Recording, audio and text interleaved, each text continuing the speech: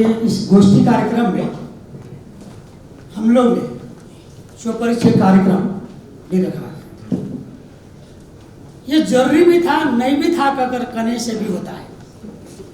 लेकिन क्या है कि अभी उनको जो हम परिचय हम लोग दिए अपना, कहीं नजर में आएंगे तो नाम भले याद नहीं होगा, लेकिन नेपाल भारत स्वयं मंच के कोई ना कोई व्यक्ति होंगे, सदस्य।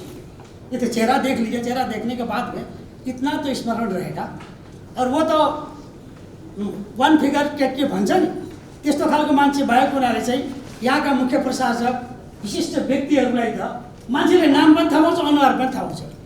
हामीले के भन्छौँ कहिलेकाहीँ भन्दाखेरिमा चाहिँ, तपाईँले अमेरिकाको राष्ट्रपतिलाई चिन्ने भएको छ? मैले त चिनेको छु, तर उहाँले चिन्नुहुन्छ कि चिन्नुहुन्न मलाई थाहा छैन। तर तपाईँले कसरी चिन्नुहुन्छ त? मैले त टेलिभिजनमा हेरेर चिने, मान्छेको अनुहार हेरेर चिने। त्यो चिनारी र परिचय गर्ने एउटा त्यो पनि एउटा अभ्यास हो। यस्ता कुराहरूको सन्दर्भमा हाम्रो चन्द्रकिशोर झाजीले धेरै चिजहरू भन्दाखेरि त्यो स्मरण आउँछ। म यस्तो गएको थिएँ, यस्तो भनेको त्यहाँबाट चाहिँ। र हामीहरूको यो संस्थामा मैले अहिले एकैछिन अध्ययन गरेँ। हमने अध्ययन किया, करने के बाद हम कहते गए डॉक्टर एक तो नहीं देखे हैं, बाकी कोई सेक्टर का आदमी नहीं हुआ जो इसमें नहीं होगा। महावाणिज्य युद्ध को मैं ये बता रहा। अब हम लोग किसी न किसी एक तो डॉक्टर को भी इसमें सदस्य बनाएंगे। खैर, नेपाल भारत स्वयं मंच के पूर्व, हाँ, और वो दूसरे किस्म के हैं, ठीक है। एक तो नेपाल भारत स्वयं मंच के पूर्व उपाध्यक्ष जो चंद्र ठाकुर जी ने, उमेश चंद्र ठाकुर जी ने आपके लिए शुभकामनाएं।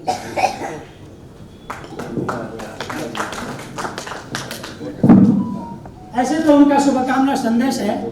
समय का पाबंदी रखकर 2 पन्ना का था, पढ़ने में तो टाइम लगेगा, इसलिए उनको ही दिया गया है। और तो हमारे बीच के आदमी होने से उनका लिखा तो वही शुभकामना ही होगा। आज का कार्यक्रम उनका सफल होगा, सफलता के लिए कामना किए होंगे, कोई बात दिखा दिया होगा, ऐसे मुझे लगता है। अब इसके बाद में आज का जो विषय वस्तु है, वीरगंज रक्सौल जनसंबंध के विषय में। अब कुछ न कुछ तो कार्यक्रम में स्वपरिचय कार्यक्रम खाली रखने से तो क्या हुआ कि हमने आपको देखा, आपने हमको देखा, आपके नाम हमने जान लिए, हमारे नाम आपने जान लिए। इतना से तो ये गोष्ठी का कार्यक्रम का तो कोई उद्देश्य नहीं होता है। नहीं होने के कारण से हम लोग ने इसमें वक्ता के रूप में जान के लिए मध्य प्रदेश के पूर्व अध्यक्ष श्री गणेश लाल जी को आप आकर अपना मंतव्य कहिए, जो कहिए। लेकिन अब आपने साहित्यकार पढ़ना सब आप बोले हैं, हमको ज़्यादा बोलना ही चाहिए। ऐसा तो हम भी वक्ता तो हैं, अधिवक्ता कहते हैं, लेकिन कोई धन्यवाद अधिवक्ता जी। अधिवक्ता वो साहब हैं, हम अधिक वक्ता में नहीं जाएंगे, छोटा वक्ता में ही रहेंगे।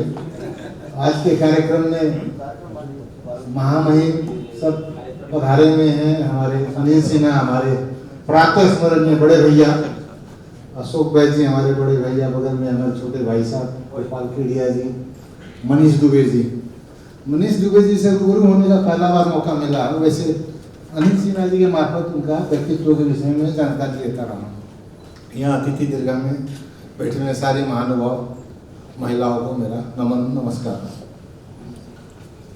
2 दिनों पहले अध्यक्ष जी ने कहा रक्सौल वीरगंज के संबंध में भी आप काफ़ी कुछ अध्ययन कर रखे हैं, कुछ इस मामले में इनलाइट कर देंगे कार्यक्रम में, तो अच्छा रहेगा।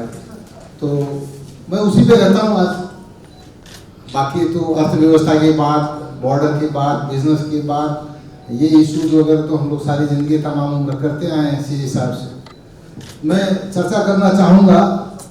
किसी समय में जॉर्ज पंचम को यहाँ के तत्कालीन प्रधानमंत्री जंग बहादुर राणा ने निमंत्रणा दिया था शिकार खेलने के लिए। ये ऐतिहासिक दस्तावेज मैंने नहीं पढ़ा। तो उनकी डेकोटा प्लेन लैंड करने के लिए या वीरगंज के आसपास में रनवे नहीं हुआ करते थे। तो आज जो शिमला एयरपोर्ट है वहाँ पर हाथी वगैरह चला करके वहाँ का थोड़ा जंगल को साफ करके टेम्पररी एक ट्रैक निकाला गया जो एयर वहाँ पर लिफ्टिंग हुई थी। वहाँ वहाँ से स्टार्ट हुई ये हवाई यातायात की जर्नी। जैम एयरलाइंस पहली एयरलाइंस थी जो नेपाल में प्रोफेशनल टर्म पे यहाँ पे सर्विस शुरू की थी। वो सिमरा में भी लैंड करती थी। उनके जो संस्थापक, उनके जो मालिक थे, जामनगर के महाराज थे, इसलिए उनका एयरलाइंस का नाम भी जाम एयरलाइंस। और BL शर्मा उसके पार्टनर हुआ करते थे उस जैम एयरलाइंस की। इंटरेस्टिंग बात ये, मजेदार बात, उस एयरलाइंस में बैठने वाले बहुत सारे हमारे बुजुर्ग महानुभाव आज भी संसार में यहाँ पर जीवित हैं। उनकी बातें सुनते हैं तो रोमहर्षक एक वातावरण बन जाती है। और रक्सौल बीरगंज के बीच की यदि बात करें तो वो जैम एयरलाइंस की प्लेन कई बार बीरगंज लैंड नहीं कर पाती थी सिमरा, मौसम की वजह से, कुहासे की वजह से, तो रक्सौल एयरपोर्ट में लैंड कर जाती थी। और यहाँ के बासिंदे भी जिनको काठमांडू जाना होता था, कई बार सिमरा एयरपोर्ट ना जा पाते थे तो रक्सौल एयरपोर्ट जाते थे, वहाँ से प्लेन पकड़ते थे नेपाल की।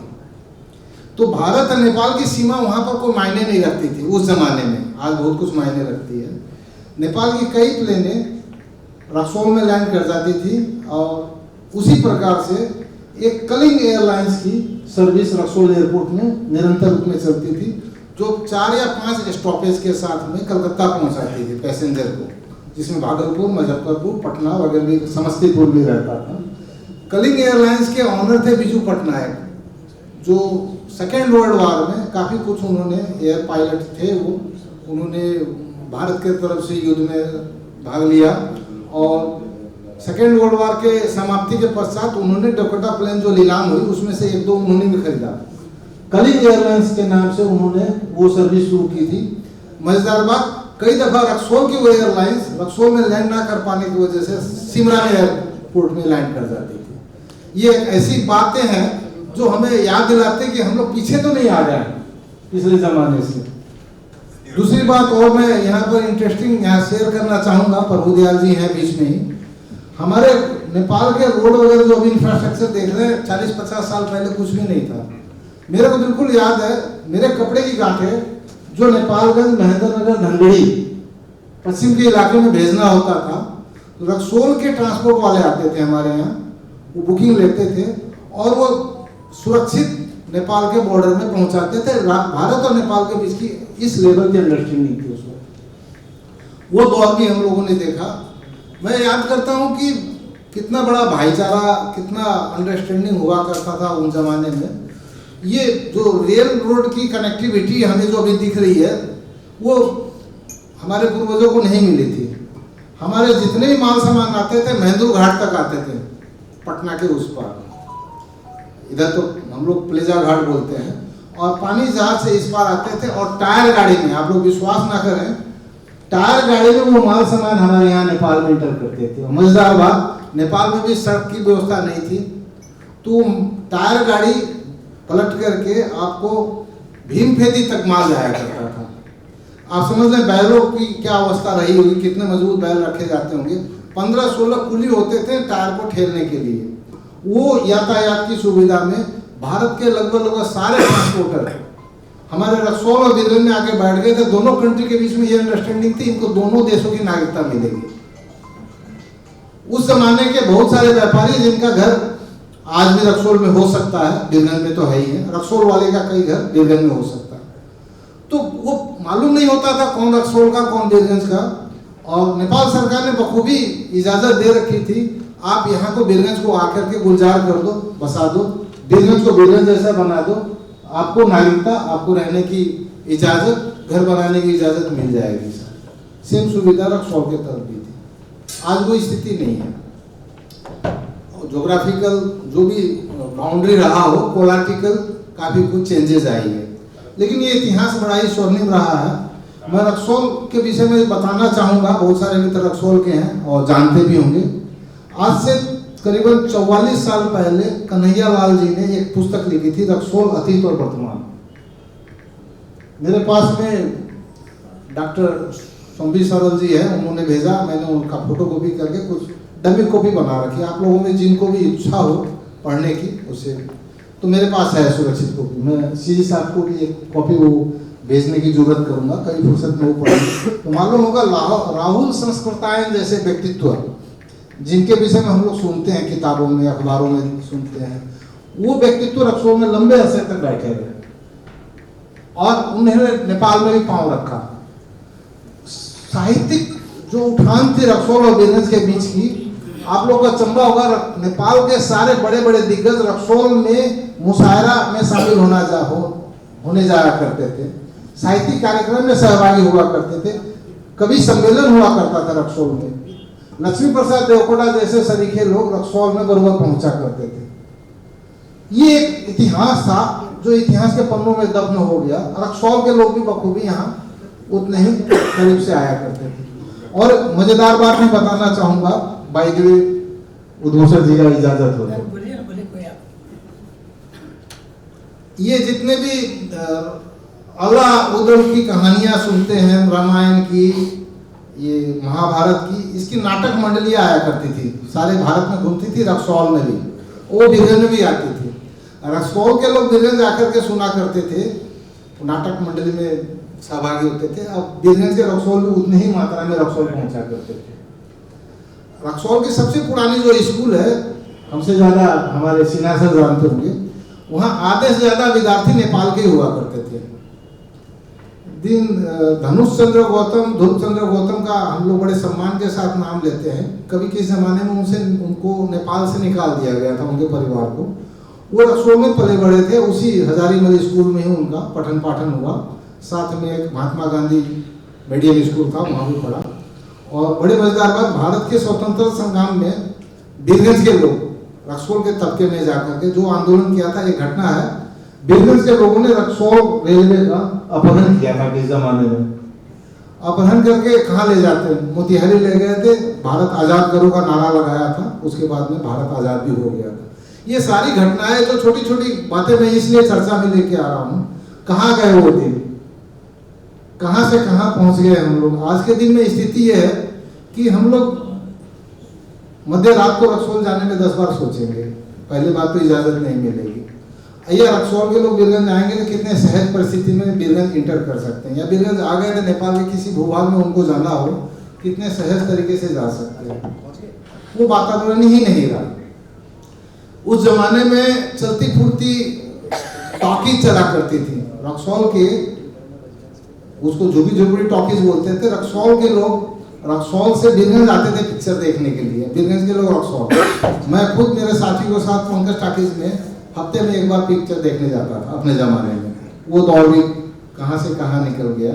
आज के दिन में काफी कुछ पीछे रह गए हम लोग। रक्सौल में सर्कस आया करती थी एक से एक, सारे नेपाल के लोग सर्कस देखने जाया करते थे। ये सारा दौर था जो सांस्कृतिक रूप में, कलात्मक रूप में, स्पोर्ट्स के रूप में मैं ज़्यादा नहीं बोलना चाहूँगा, बस इतना ही बोलूँगा। बीरगंज में नेशनल लेवल के क्रिकेट और फुटबॉल मैच होते थे, जिसमें भारत के लगभग सारे, वेस्ट बंगाल के जितने भी ये फुटबॉल प्लेयर थे मोहन बगान टीम के, सारे लोग आते थे यहाँ। वो एक दौर था।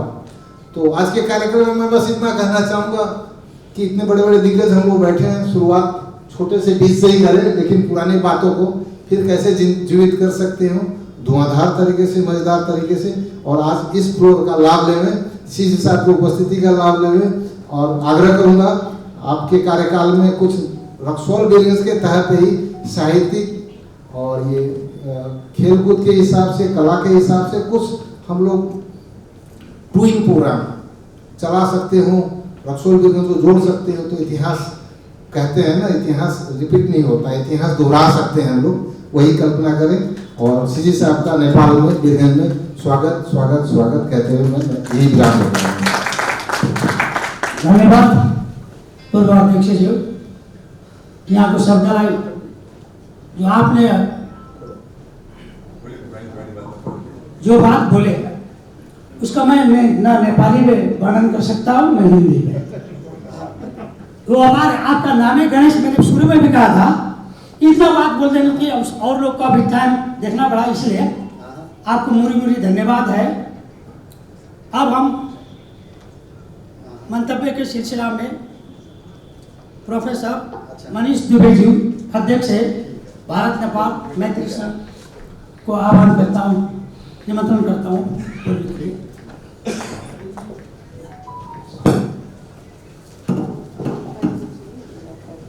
आदरणीय इस कार्यक्रम की अध्यक्षता कर रहे भारत नेपाल सहयोग मंच के राष्ट्रीय अध्यक्ष अशोक बैद जी, मंच पर बैठे भारत सरकार की ओर से भेजे गए नए वाणिज्य दूत सहाय मीना जी, मंच पर बैठे हमारे गौरव सरिस्वा नदी बचाओ आंदोलन के सूत्रधारक अध्यक्ष, वर्तमान में यूनिवर्सिटी ग्रांट कमीशन के सदस्य डॉक्टर प्रोफेसर अनिल कुमार सिन्हा जी, इस कार्यक्रम में बैठे वरिष्ठ पत्रकार, अच्छे वक्ता, अच्छे विद्वान चंद्रकिशोर झा जी, रक्सौल से चलकर इस कार्यक्रम में आए भारतीय जनता पार्टी के जिला के उपाध्यक्ष बड़े भाई गुड्डू सिंह जी, राकेश कुशवाहा जी, सुरेश कुमार जी, विपिन कुशवाहा जी, संतोष छात्रवंशी जी, उपस्थित इस कार्यक्रम में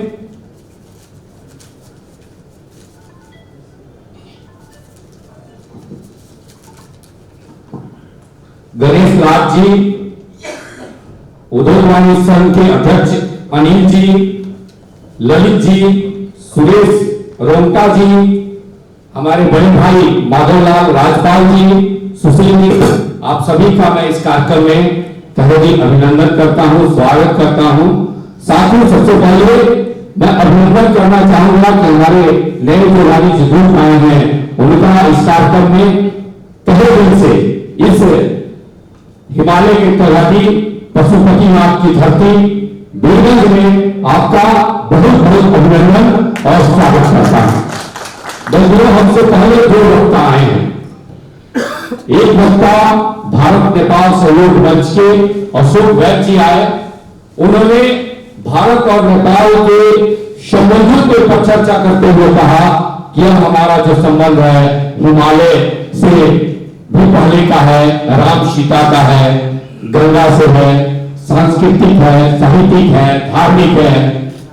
उसके बाद एक हमारे बड़े भाई वक्ता आए, उन्होंने रक्सौल और बीरगंज का जो संबंध है उस पर प्रकाश डाला और वो कितना गहरा संबंध रहा है उस पर प्रकाश डाला।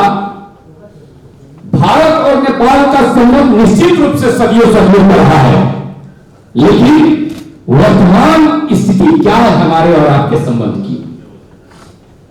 जब जब आप और हम अपने संबंधों को सरकारों पे छोड़ते जाएंगे, हमारे और आपके संबंध को दिल्ली और काठमांडू तय करेंगे, तो वही होगा जो कोरोना में हुआ।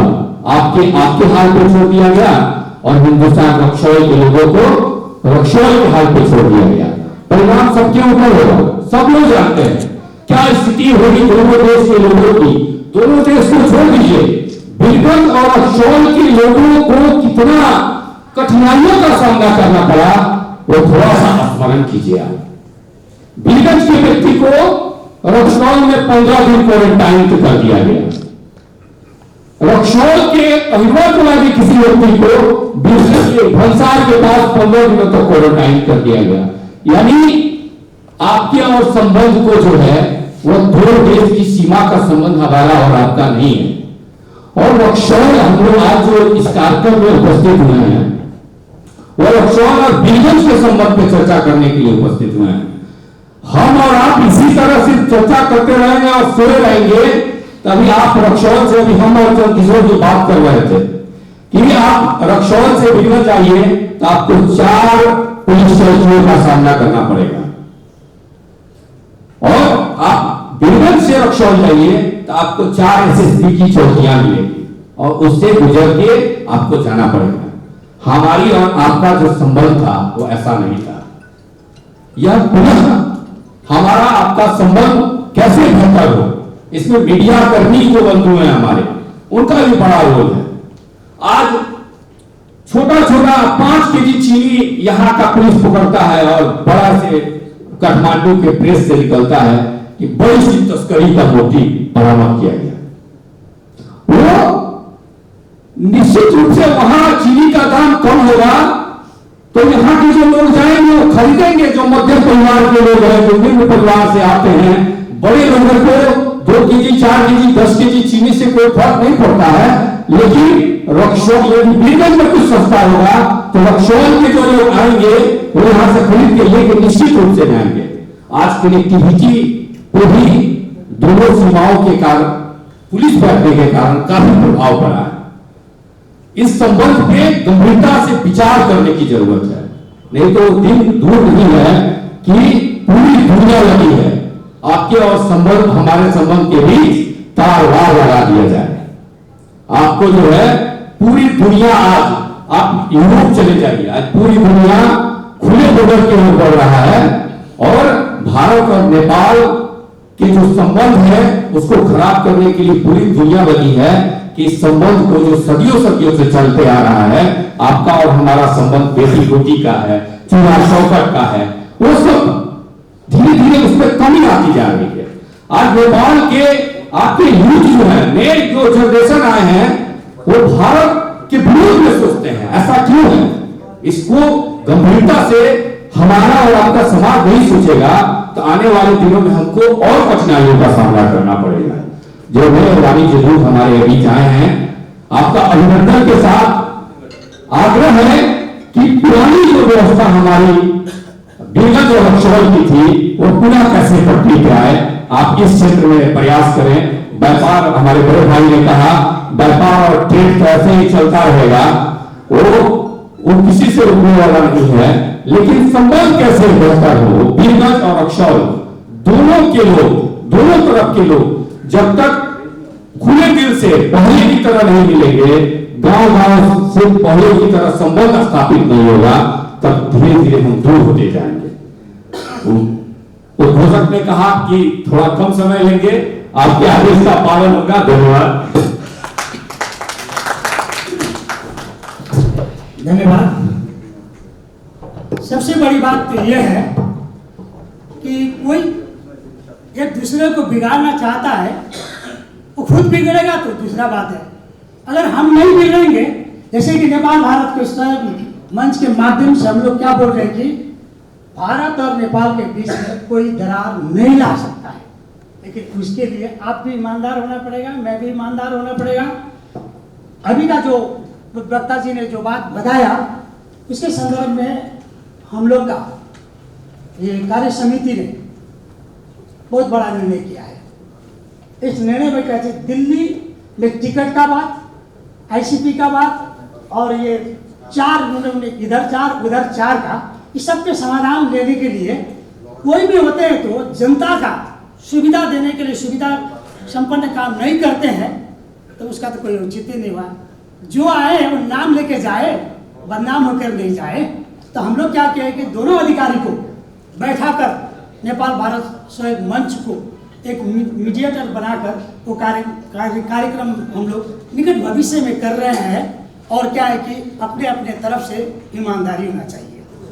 ईमानदारी चले। अब जैसे क्या है कि पहले एक जगह चेकिंग होता था, आज 4 जगह। पहले 1 रुपया लगता था, 4 रुपया लगता है, 20 रुपया लगता है। बात तो वही है, इधर का भी खाता है, उधर का भी खाता है। खाते खाते आदमी लाल हो गया और हम लोग जाएंगे थे। जैसे हम लोग ये दशहरा दिवाली के समय में हमें खुद एक बोरा चीनी लेकर गए। काठमांडू में चीनी का स्कार्सिटी हो गया, मिल नहीं रहा था। यहाँ 1 से 95 रुपया, 180 रुपया, 75 रुपया में चीनी मिलता था और काठमांडू में 300 से भी नहीं मिल रहा था। ऐसी समस्या आता है, आती रहेगी, लेकिन हमको उलझना नहीं है। किस तरह की इसको समाधान करना है, आप लोग का और हम लोग का जिम्मेदारी यही है, कहकर मैं बोलूँगा। अब इसके बाद में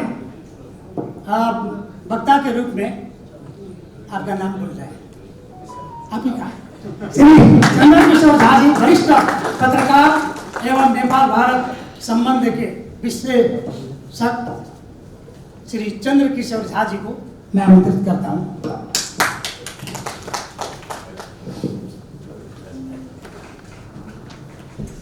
नेपाल भारत सहयोग मंच के अध्यक्ष अशोक बैसी, आज के इस कार्यक्रम के प्रमुख अतिथि बीरगंज स्थित भारतीय महावाणिज्य दूत के महावाणिज्य दूत देवी सहाय मीना जी, मंचासीन अनिल कुमार सिन्हा सर, आप कई परिचय हैं, सिर्फ इतना ही कहूँगा कि नेपाल के लोकतंत्र और नेपाल के जन के आप प्रबल हितैषी हैं और मुखर हितैषी हैं। मंचासीन सम्मानित महानुभाव, इस कक्ष में नेपाल भारत संबंध मैत्रीपूर्ण हो इस भाव से पधारे समस्त महानुभाव, खास करके रक्सौल से आए हुए हैं, उनका विशेष रूप से उल्लेख करना चाहूँगा, और पत्रकार मित्रगण। आज के इस कार्यक्रम में चैम्बर के कई नेता बैठे हुए हैं, मीडिया के साथी लोग हैं, कॉलेज से जुड़े हुए लोग हैं, मैं सभी का संबोधन करता हूँ। लेकिन मूल बात यह है कि नेपाल भारत सहयोग मंच हमेशा की तरह आज भी एक कार्यक्रम लेकर आई हुई है। वह कार्यक्रम है कि जब भी आज 18 साल हो गए मीरगंज में महावाणी दूतावास खुला हुआ, जब भी कोई महावाणी दूत आते हैं उसका स्वागत किया जाता है, फिर जब उनका कार्यकाल समाप्ति होती है तो विदाई किया जाता है। क्यों किया जाता है? क्योंकि जो नए महावाणिज्य दूत आते हैं, अभी देवी सहाय मीना जी आए हैं, तो यहाँ मीरगंज के विभिन्न क्षेत्र के लोग आए हुए हैं, सिर्फ मंच से आबद्ध लोग नहीं है। यह व्यक्तिगत पदाधिकारी देवी सहाय मीना जी का स्वागत तो है, यह भारत सरकार के प्रति भी सम्मान है, क्योंकि वह भारत सरकार के प्रतिनिधि के रूप में हमारे और आपके बीच है। और यह भारत की महान जनता का भी सम्मान है, क्योंकि वह भारत राष्ट्र का प्रतिनिधि के रूप में हमारे बीच में है। इसीलिए नेपाल भारत सहयोग मंच का इस संयोजन में समाज के विभिन्न क्षेत्रों की हिस्सेदारी का अंतर वस्तु यह है कि हम भारत सरकार और वहां की महान जनता को भी हम सम्मान निवेदित करना चाहते हैं। इसलिए भी यह आज संदर्भिक जब विदा होते हैं तो क्यों करते हैं? हम इसलिए करते हैं कि जो वीरगंज में महावाणी दूत होकर आते हैं वह दक्षिणी नेपाल में का लोगों का प्रेम, सद्भाव और आत्मीयता का प्रतिनिधि बनकर उनके देश, उनकी सरकार जहां पहुंचाती है वहां वो जाते हैं और कहते हैं अरे वीरगंज के लोग इतने आत्मीय हैं, इतने हार्दिकतापूर्वक बात करते हैं, दक्षिण नेपाल के लोगों में भारत के प्रति इतनी मैत्री भाव है। उसका प्रतिनिधि बनकर वो आते हैं तो भारत सरकार के प्रतिनिधि बनकर आते हैं और जाते हैं तो हमारी नागरिक का राजदूत बनकर जाते हैं। इसलिए भी हम विदाई करते हैं। इसलिए यह जो विदाई और स्वागत का क्रम है उसका अभिष्ट यही है और यही हमारी संबंधों की विशेषता है। अभी उस दूसरी बात यह है कि प्रिय गणेश जी बोल रहे थे तो मैं नॉस्टैल्जिया हो गया। बचपन में जब हम लोग गांव में के गलियों में स्कूल से आते थे तो झोला फेंक दिया, किसी शादी के घर में चले गए, वहीं खाना खा लिए, फिर स्कूल जाने का वक्त हुआ, माँ बोली अरे झोला कहाँ है, तो झोला दिया कि अरे अरे फलाना के घर में छूट गया था। तो रक्सौल और वीरगंज का संबंध उसी तरह का था। ट्रांसपोर्ट वाले उधर थे, किसी का घर इधर बन गया, प्लेन उधर उतरनी चाहिए, इधर उतर गया, इस तरीका का हमारा संबंध था। लेकिन उन्होंने लास्ट में बड़ी महत्व की बात बोली। उन्होंने कहा कि हमें इस तरह की संवाद को निरंतरता देना चाहिए, जिसे कहते हैं देखा एक ख्वाब तो सिलसिले बने। तो एक स्वप्न है कि हमारी संबंध एक मुखर हो, क्योंकि जब हम रक्सौल और वीरगंज की बात करते हैं तो यह संबंध जो है हम कहते हैं कि यह क्रांति का संबंध है, यह समृद्धि की यात्रा का संबंध है, यह शांति का समागम का संबंध है। और यही कारण है कि नेपाल भारत सहयोग मंच दुनिया में कहीं भी ऐसा बॉर्डर नहीं है आज के जमाने में जहां पिछले 200 वर्षों के बीच में कोई द्वंद्व नहीं हुआ, कोई टकराव नहीं हुआ, कोई युद्ध नहीं हुआ। इस तरह का अमन का, प्रेम का दुनिया में बॉर्डर लाइन पर काफी डिस्कोर्स हो रहा है, काफी रिसर्च किया जा रहा है। हमारी संबंधों की एक खासियत है, एक माधुर्यता है, एक खूबसूरती है कि यहाँ कभी युद्ध नहीं हुआ। तो इस विशेषता को, जैसे कि भारत और पाकिस्तान के बीच में भारत का ही एक अंग था, पाकिस्तान बट गए, वहां बदाकटानी बॉर्डर पर हर रोज जो है पराक्रम का, प्रतिस्पर्धा का वहां अभिमंजन किया जाता है। तो क्यों ना हम इस खुला बॉर्डर का, जो हमारे भावनात्मक संबंधों का एक जरिया है, खुला संबंध, इसको हम सेलिब्रेट करें, इसको उत्सव के रूप में मनाएं। तो नेपाल भारत सहयोग मंच ने गत वर्ष, जैसा कि अध्यक्ष अशोक जी कह रहे थे, सेलिब्रेट किया गया। वो दुनिया में पहली बार हुआ कि खुला सीमा के दोनों तरफ के लोग आए और उत्सव मनाया। यह उत्सव का माहौल देखा एक ख्वाब तो सिलसिले बने, हर रोज उत्सव हो, यह माहौल कैसे बने इस पर चिंता की बात होनी चाहिए, मननीय होनी चाहिए। यह जो भूभाग है बीरगंज और रक्सौल, दोनों शहर का शताब्दी हुआ, लेकिन समाज तो पहले से, तो शताब्दियों पूर्व ऐसा भी समय था कि रक्सौल और बीरगंज नाम का बस्ती नहीं था, लेकिन लोग थे। और कभी कभी तो हम एक ही सरहद में थे, एक ही राज्य की सीमा में थे। जब मकवानपुर राज्य था, अंग्रेज आया तो कभी रक्सौल हमारे साथ हो जाता था, कभी उधर चला जाता था। ऐसे कई समय होता रहा। आज 1816 की सुगौली संधि के बाद में एक सीमा रेखाएं खींची गई और रक्सौल और बीरगंज अपने नाम से अस्तित्व में आया हुआ शहर। तो ये दो जो शहर है, जैसे कि अशोक जी कह रहे थे, यह जो शहर है क्रांति का संबंध तो है। नेपाल में जब जब भी कोई क्रांति हुई है, जब जब सामाजिक न्याय की बात हुई है, रक्सौल हमारे लिए आश्रय रहा।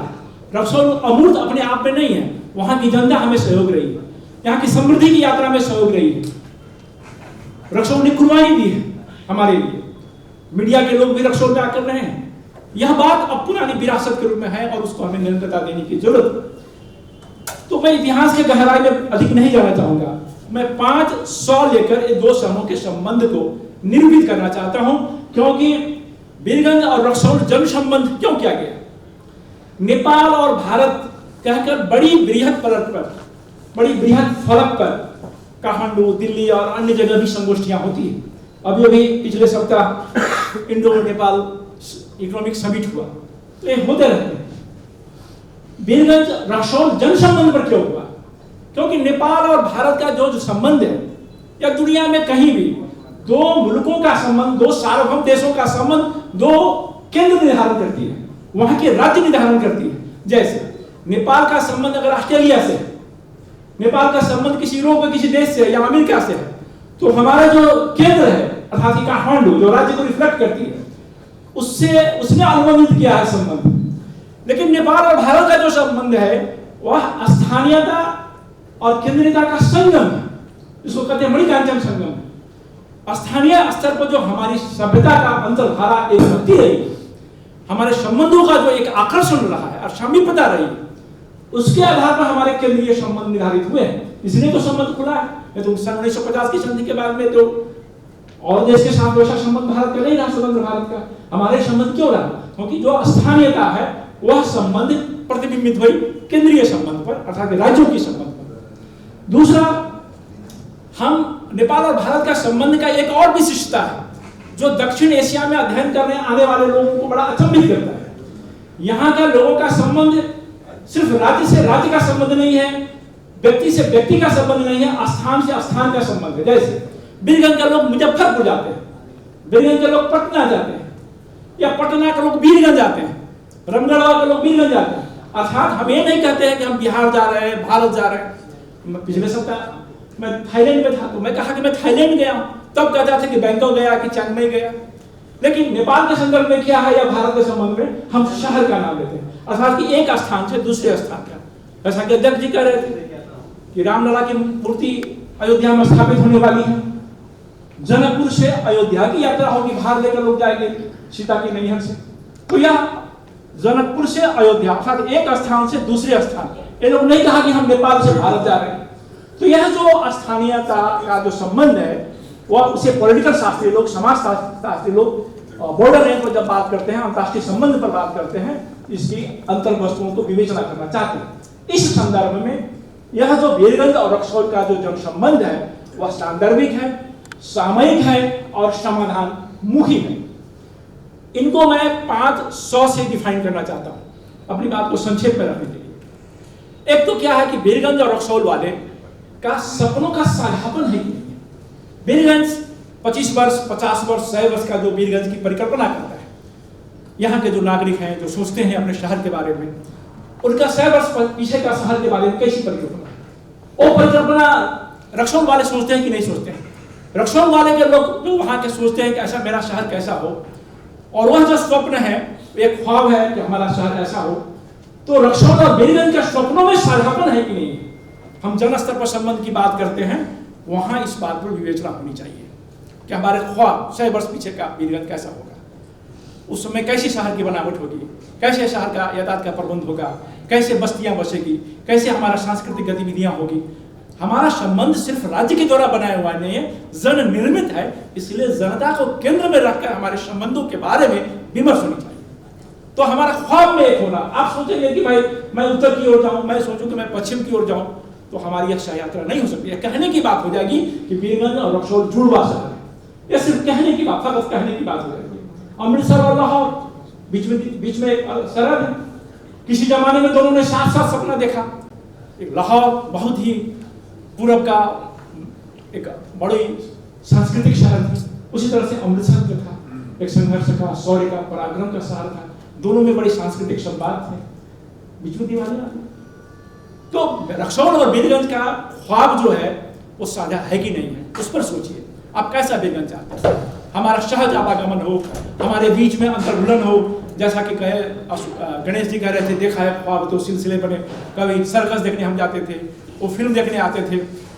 मैं 36 साल में आया तो 9 से 12 देखा फिल्म, फिर पैदल आ गए, कोई रोक छेक नहीं था, आराम से आए। तो वह जो हमारा संबंधों का आवागमन है, एक दूसरे को जानने और पहचानने क्या है और शहर कैसा बनावे, इसमें साझापन की जरूरत है। सपनों का साझापन एक सौ। दूसरा है सामर्थ्य की पहचान। प्रत्येक शहर की अपनी एक इतिहास होती है, विरासत होती है, उसकी मिजाज होती है। जैसे कुछ ऐसी चीज खान पान की चीज है जो रक्सौल की अपनी विशेषता है, वीरगंज का अपना विशेषता है खान पान का।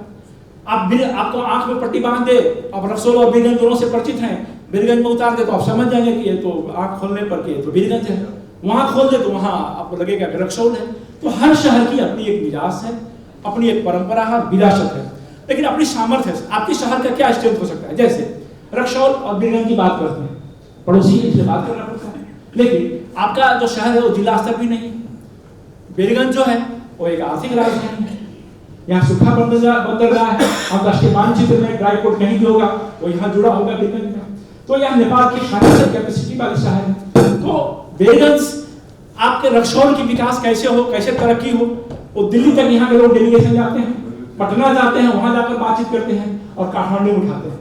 वह खूबियां वहां कम दिखाई पड़ती है, वहां भी लोग बोलते हैं, वहां भी नागरिक समाज चेतनशील है, जागरूक है, लेकिन वीरगंज वाले वीरगंज के साथ साथ उनको ये लगता है कि रक्सौल के साथ साथ चलेंगे तो हमारा ख्वाब पूरा होगा, इसलिए वो वीरगंज के लोग उतनी बात उठाते हैं। और संभव है क्योंकि हमारा देश का सरहद छोटा सा है, हमारे लिए दिल्ली में एक्सेस, काठमांडू में एक्सेस, यहाँ डिप्लोमेटिक सेंटर है। वीरगंज में महामानव युद्ध होने से काठमांडू बाहर के शहरों में वीरगंज को अंतर्राष्ट्रीय छवि मिली है, कूटनीतिक शहर मिली है, और कूटनीतिक शहर होने का ये सामर्थ्य होता है कि आपको डिप्लोमेट से सहज एक्सेस होती है।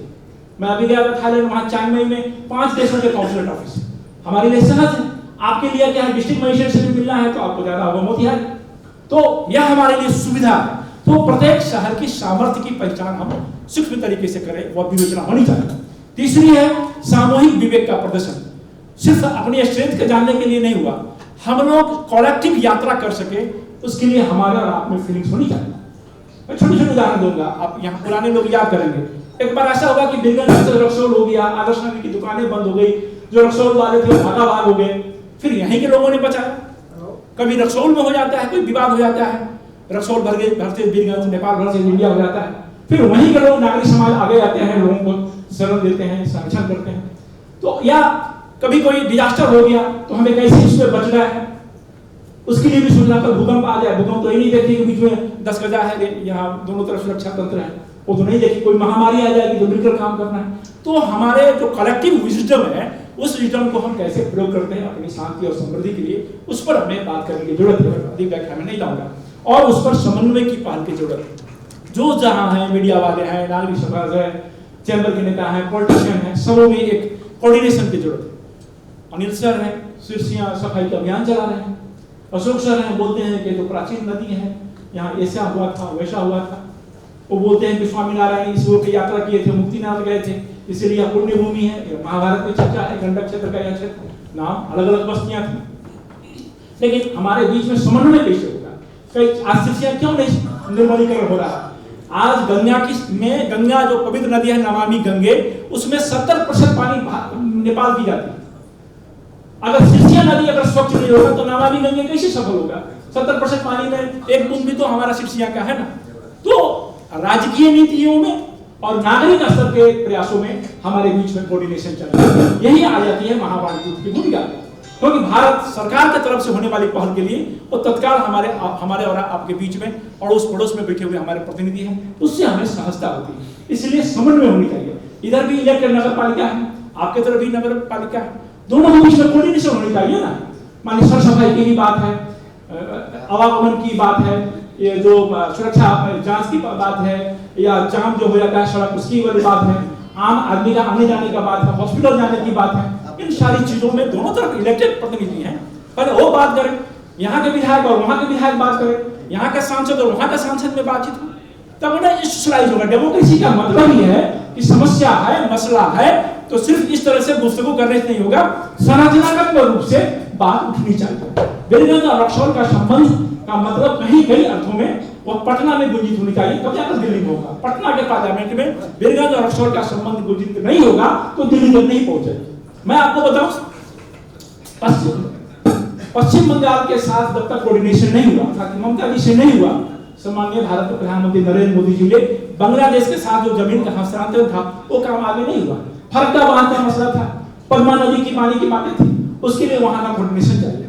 आप देखेंगे श्रीलंका में तमिलों का प्रॉब्लम चल रहा था, दक्षिण भारत के राजनीति में किस तरह से दबाव था, उस तरीके से हमारे और आपके बीच में जो अंतर संबंध साधारण चीज, आपका 100 रुपया है, हमारा 160 होता है, बॉर्डर पर लीगल सही नहीं, और हम कहते हैं पर्यटन बढ़नी चाहिए, वहां से कोई गाड़ी लेकर आता है भारत से और आते ही हम समझते हैं एक नया मुर्गा मिल गया, चलो तुरंत पकड़ो, तुरंत उसको भंसार में दो, उसमें हम सभी शरण में, क्योंकि सबको गाड़ी चढ़नी है, नीलाम का गाड़ी। तो ये जो रैकेट बना हुआ है, या आपके यहाँ जब आप कहते हैं मित्र हैं, अभिन्न हैं, अद्वितीय संबंध है, तो फिर ड्रग की उतनी बड़ी कारोबार कैसे हो गई वहां पर? और हमारा जो ह्यूमन ट्रैफिकिंग हो रहा है उसका अड्डा आप क्या क्यों बन जाता है? बिहार में सूखा ड्राइव बनाया गया है और हमारे यहाँ भट्टी की मार्केट चल गई। तो यह विरोधाभासपूर्ण संबंध, जिसको मैथिली में कहते हैं कि एक ही बार हंसना और गाल फुलाना नहीं हो सकता। हम मित्र हैं तो मित्र की तरह भूमिका निर्वाह करनी होगी, खबरदारी करनी होगी। ड्रग का कारोबार कौन कर रहा है? ड्रग का कारोबार कौन कर रहा है? हमारे और आपके बीच में होगा ना।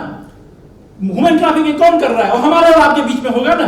वैसे अवांछित तत्वों को कौन है जो सीना हैदर को ले जाता है, उनको पहचान करना पड़ा और राज्य को सहयोग करना पड़ा। राज्य आज के जमाने में केंद्र मजबूत होती है और केंद्र सुरक्षा को प्राथमिकता देती है। ये इमोशनल बातें, संवेदना की बातें दो कूटनीतिक संबंधों में नहीं होती है। राज्य कई मामलों में क्रूर होती है। हमारा और आपका संबंध जिस तरीके से लाहौर और अमृतसर का संबंध था, जिस तरह से ढाका और कोलकाता का संबंध था, ठीक उसी तरह से होने वाली है। अगर हम और आप इन पहलुओं पर महीन ढंग से नहीं सोचेंगे तो सिर्फ सीता मैया की बात करें, राम की बात करें, हमारा संबंध आगे नहीं जा सकता है। आज के जमाने में सिक्योरिटी एक बहुत बड़ी मसला है। हम इन मामलों में हम पोजीशनिंग ले लेते हैं। इस बार हमें दोनों मिलकर काम करना होगा। इसलिए मैंने कहा कलेक्टिव विजडम की बात करनी होगी, तभी जाकर हम आगे बढ़ सकते हैं। दूसरा है ये शांत बॉर्डर, 5वां 100 है शांत बॉर्डर।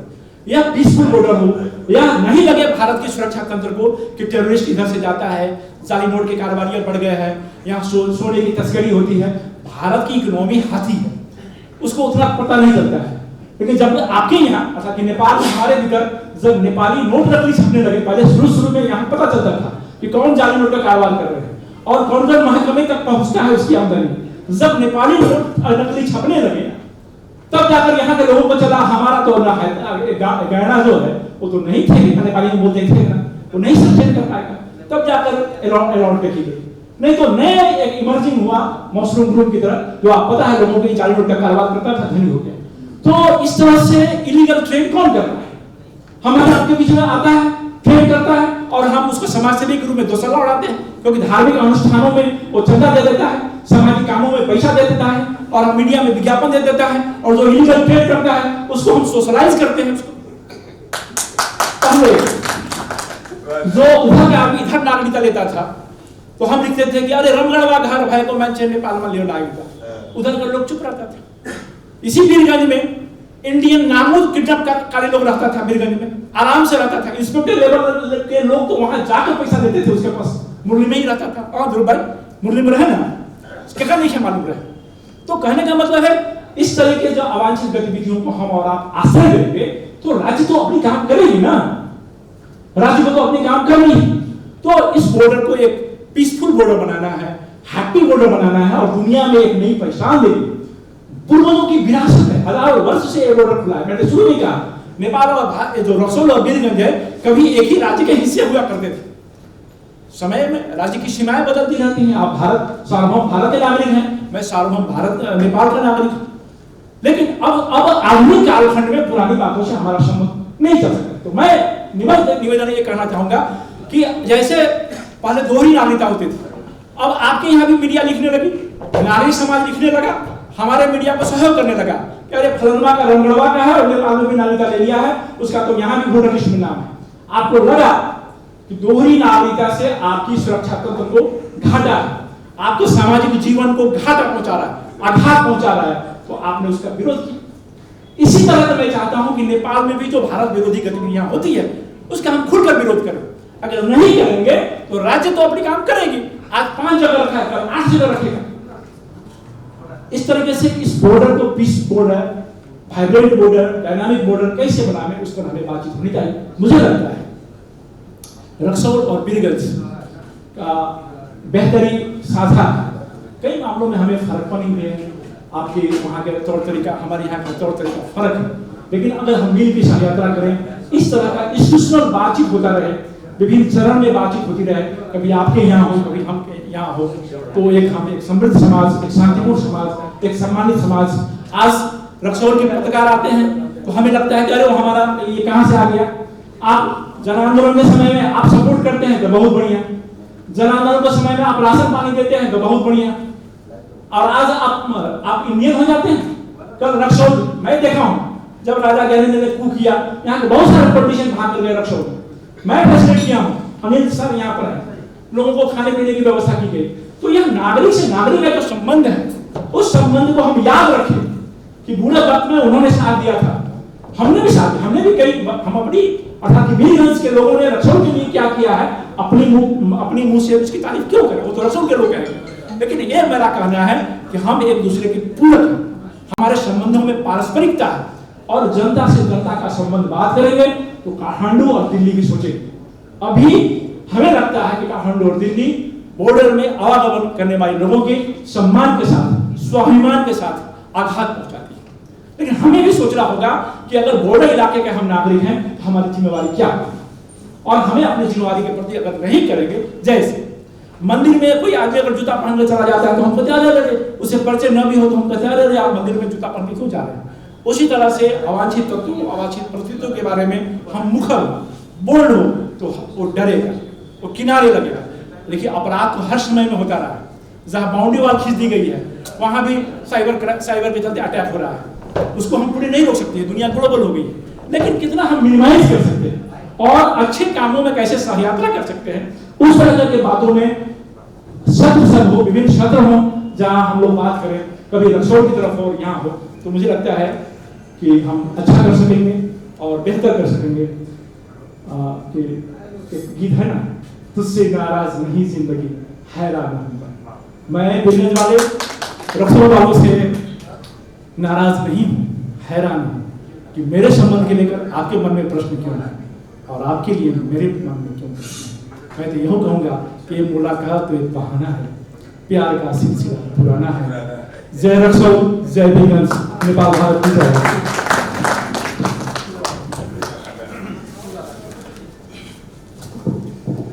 धन्यवाद चन्द्रकिशोर जी। मैले बस्दा बस्दै एउटा कुरा मेरो दिमागमा आयो, जस्तो प्रत्येक घरमा एउटा गार्जियन हुनुपर्छ होइन, त्यस्तै संस्थामा पनि असल गार्जियन हुनुहुन्छ, त्यसले पहिचान गराउँछ, चिनाउँछ। जस्तो हाम्रो राष्ट्रिय अध्यक्षज्यूले यो राजनीतिक र त्यसपछि गइकन भारतका विधायकहरू, नेपालका विधायकहरू, 5 वटा भूतपूर्व प्रधानमन्त्रीहरूको एकै थलोमा सिमरामा इच्छा होटलमा कार्यक्रम, उहाँले आफ्नो तरिकाले त आफ्नो प्रयास गरि नै राख्नु भएको छ। तर त्यसका लागि आफैमा ती कुराहरू जागृत हुँदैन। जस्तो बुजुर्गको रूपमा हाम्रो प्रविद्याल अग्रवालजी हुनुहुन्छ, उहाँको बुजुर्गपन र त्यसै प्रकारबाट उहाँका सुझावहरू र हामीले सल्लाहकारको रूपमा जुन चन्द्रकिशोर झाजीलाई राखेका छौँ, जति कुरा हाम्रा जति पनि मेम्बरहरू हुनुहुन्छ मलाई लाग्छ त्यसको 10% पनि एउटा चाहिँ धारा प्रवाह रूपमा नेपाल भारतको सहयोगको मञ्चका र नेपाल भारतको सम्बन्धमा यी कुराहरू र मैले व्याख्या गर्न त नहुने, तर एउटा कुरा चाहिँ अनिवार्य रूपमा मैले यहाँ भन्नै पर्ने भएको छ। हामी खुला बोर्डरको कल्पना गरिराखेका छौँ। त खुला बोर्डरमा नेपालको भ्रमण गर्न आउने मान्छेले भारतीय 100 रुपियाँको नोट लिएर मात्रै आउने? यो गम्भीर विषय सबैभन्दा बढी छ। तपाईँको 1000 को नोट नचल्ने, 500 को नोट नचल्ने, 200 को नोट नचल्ने भएपछि दुईटै मुलुक हेर्नुहोस्। मैले त कैयौँचोटि वकिलको हैसियतले पनि, विभिन्न नागरिक समाजको हैसियतले पनि र यही मञ्चमा यस्ता प्रकारको दुईटैमा गएर हेर्नुहोस्, 1000, 500 र 200 को नोट नेपालमा लाग्न प्रतिबन्ध छ भनेर कसैले टाँसेको छ। त्यो के भन्छ नि, त्यो तपाईँको चाहिँ लेखेको छ त, त्यो लेख्नु पर्यो नि। एउटा भारतीय मान्छेहरू के चाहिँ नेपालको भ्रमण गर्नलाई पोखरा, काठमाडौँ, पशुपतिनाथको दर्शन गर्न आउँछ। पशुपतिनाथको दर्शन होइन, त्यो पुलिसको दर्शनबाट जेल जान्छ होइन। कहीँ मुद्दा लडेको छु मैले।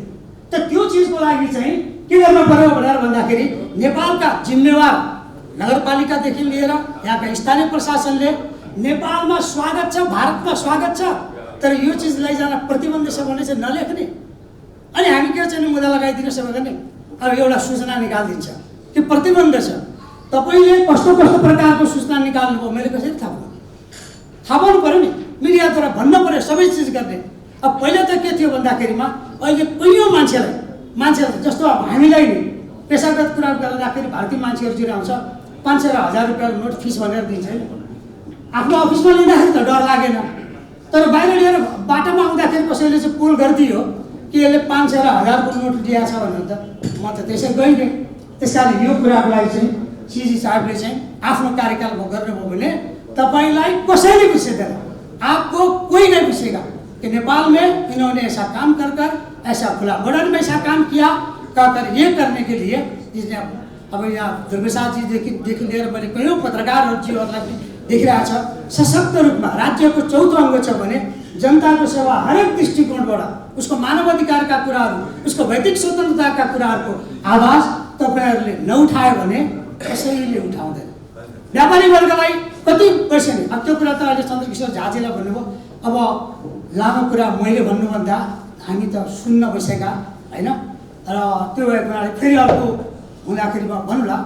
अब शिक्षा क्षेत्रमा भन्छ नि मान्छेले सबैभन्दा स्वास्थ्य र शिक्षा भन्छ होइन। अब शिक्षाका बारेमा जति अहिले हाम्रो प्रोफेसर अनिल कुमार सिन्हाजीले भन्न सक्नुहुन्छ त्यति कुरा त म पनि भन्न सक्दिनँ। त्यस कारणले ती बारेमा यो अनिल सिन्हाजीलाई यो मन्तव्य राखिदिनु हुन अनुरोध गर्छु।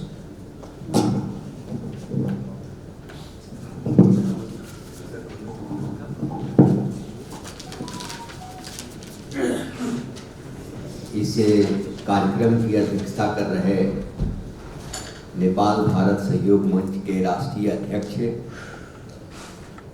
मैं सिर्फ वीरगंज का नाम नहीं लूँगा, नेपाल का नाम नहीं लूँगा, बल्कि रक्सौल और वीरगंज के सामाजिक क्षेत्र में अग्रणी भूमिका निभाने वाले महानायक श्री अशोक बैद जी, इस कार्यक्रम के मुख्य अतिथि और जिनका हम अभिनंदन करने के लिए उपस्थित हैं श्री देवी सहाय मीना जी, भारतीय महावाणिज्य दूत, और यहाँ मंच पर आसीन गोपाल केडिया जी, मनीष जी, हमारे शिक्षाविद, हमारे चंद्रकिशोर जी, गणेश जी, तमाम पत्रकार वृंद, रक्सौल के सभी सम्मानित पत्रकार, अग्रणी भूमिका निभाने वाले इंडस्ट्री के क्षेत्र में हमारे सभी प्रबुद्ध नागरिक वृंद, रक्सौल के सभी उपस्थित नागरिक वृंद, मुझे लगता है कि अभी जितनी सारी बातें हो रही थी और चंद्रकिशोर जी ने 5 भागों में बांटकर जिन जिन विषयों को रखा है उन विषयों को आज बड़े दुखित होकर के बोल रहे थे।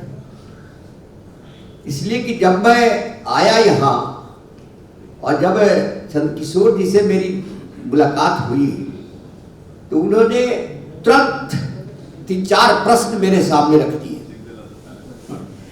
देखिए ये तो सभा है और भाषण सुनना बड़ा कठिन काम होता है, तो 3-4 प्रश्न उन्होंने जिन जिन विषयों को रखा ऐसा उठाया कि जब तक कार्यक्रम की शुरुआत नहीं हुई तब तक वो विषय मेरे अंदर हिरोड़ा लेते रहे। भोजपुरी में कहते हैं उसको, ऊपर से नीचे, नीचे से ऊपर, ऐसे प्रश्न उठते रहे। और हमारे गणेश जी ने जिस ढंग से पुरातन विषयों को, और इनका जन्म भी नहीं हुआ होगा, उन विषयों को ला करके हमारे अंदर जो एक जिज्ञासा पैदा की है, सच में महावाणिज्य दूत जी, यह आपके लिए एक नया अनुभव हो सकता है, इसलिए कि आपने पाकिस्तान में काम किया, आपने स्पेन में काम किया, सीरिया में काम किया, यूएई में काम किया, ईरान में काम किया, लेकिन जिस धरती पर आपका आना हुआ है वह धरती पर जब व्यक्ति जन्म लेता है तो इसका इच्छा रहती है कि काशी जरूर जाऊं, और आपके देश में जो जन्म लेता है उसकी इच्छा रहती है कि वहां जरूर जाऊं। कहां?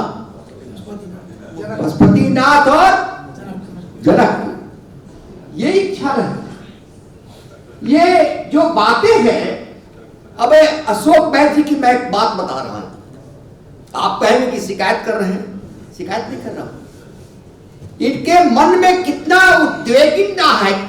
उद्वेगीनता है इसका एक परिभाषा मैं दे रहा हूं कि इन्होंने यहां के सांसदों की और वहां के सांसदों की एक संयुक्त बैठक कराई और बृहद नेपाल और ये वीरगंज और रक्सौल का विकास कैसे हो, इस विषय पर उन्होंने एक समझौता तैयार किया जिसमें शायद मनीष जी भी थे, मैं नहीं था। उसके बाद मैं एक बात बताता हूं कि आप रक्सौल की धरती पर चले जाएं तो वीरगंज गूंजता हुआ दिखाई देता है।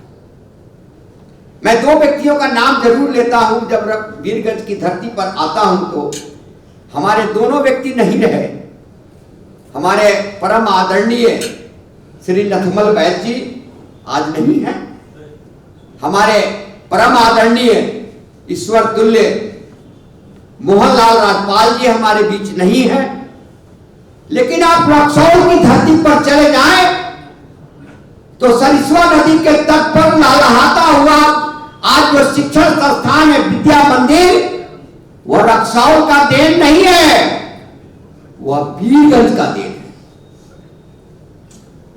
वह अशोक बैद जी का देन है, आज नथमल जी का देन है, मोहनलाल राजपाल जी का देन है और उनके अन्य सहयोगियों का देन है, जिनके सहयोग से उन्होंने उसे शिक्षण संस्थान की आधारशिला रखी और उसको रखा है। ये कोई छोटी बात नहीं है। मैं तो एक विद्या मंदिर की बात बताया, सरस्वती विद्या मंदिर की बात बताई, लेकिन ऐसे अनेकों शिक्षण संस्थान हैं। और मुझे तो वह भी दिन याद है कि एक चपरासी था, मर रहा था भूखे, उसको टीबी हो गया, वहां से मैंने इलाज की व्यवस्था करा दी, लेकिन सोचा थी टीबी का इलाज तो हो जाएगा, लेकिन इसे जो पौष्टिक भोजन चाहिए वो कहां मिलेगा। मैंने अशोक जी से ऐसी चर्चा की कि देखिए ना ऐसी ऐसी बात है, क्या करूं मैं, समझ में नहीं आती है बात। हमारी उस वक्त कोई स्थिति नहीं थी, बहुत बड़ी स्थिति नहीं थी। उन्होंने कहा कि क्या दिक्कत है, उसके खाने पीने की व्यवस्था मैं करूंगा, लेकिन अंडा और मांस मछली की व्यवस्था नहीं करूंगा। और सारी व्यवस्था उन्होंने किया, उसकी जान बच गई।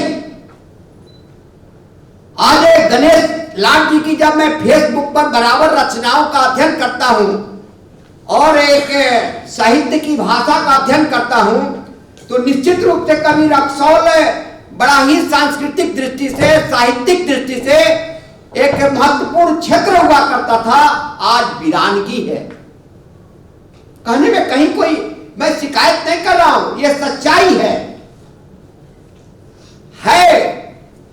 से आज युवा युवा वर्ग है ना सामने बैठा हुआ रक्सौल का, आज युवा वर्ग को ये नेपाल जो है, नेपाल, ये कहने की आवश्यकता नहीं है, ये सच्चाई है कि भारतीय स्वतंत्रता सेनानियों का यह आश्रय स्थली रहा है और यहां पर अनेकों स्वतंत्रता सेनानी मर गए जिनकी समाधि स्थल आज नेपाल में विराजमान है।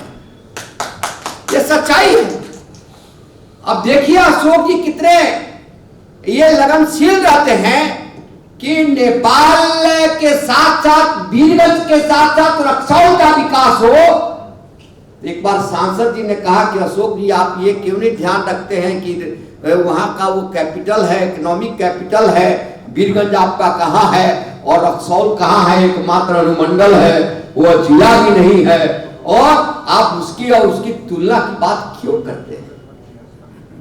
बात यह है कि जो हमारे अधिकारी आते हैं उनको क्या मालूम है कि नेपाल के बहुत सारे लोग रक्सौल तक ही भारत में पहुंच पाते हैं। वो भारत पहुंचते हैं, रक्सौल पहुंचते हैं तो समझते हैं कि यही भारत है, और उनको जब ये समझ में आती है, उनको कोई कठिनाई का सामना करना पड़ता है तो बड़ा दुख होता है। आप ये मत समझिए कि आप अकेले हैं। अभी अशोक जी कह रहे थे और ये भी कह रहे थे कि राम और सीता के बल पर नहीं चल सकते हैं। राम और सीता का संबंध जो है आपके चलते और मेरे चलते नहीं है,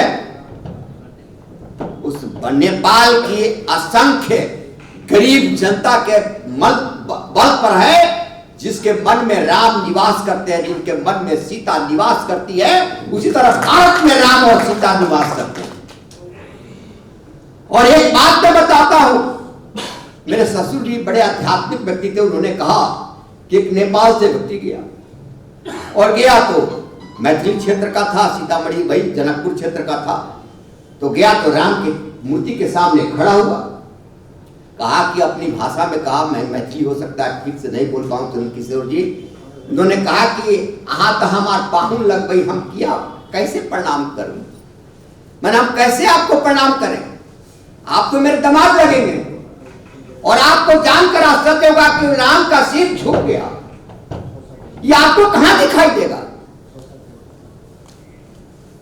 आपको कहां दिखाई देगा? आपकी शिलाएं जब जा रही थी, अभी पत्थर जो जा रहा था, उस पत्थर को किस तरह आम जनता ने पूजा, बल्कि मैं पटना में था वहां से भी प्रणाम किया।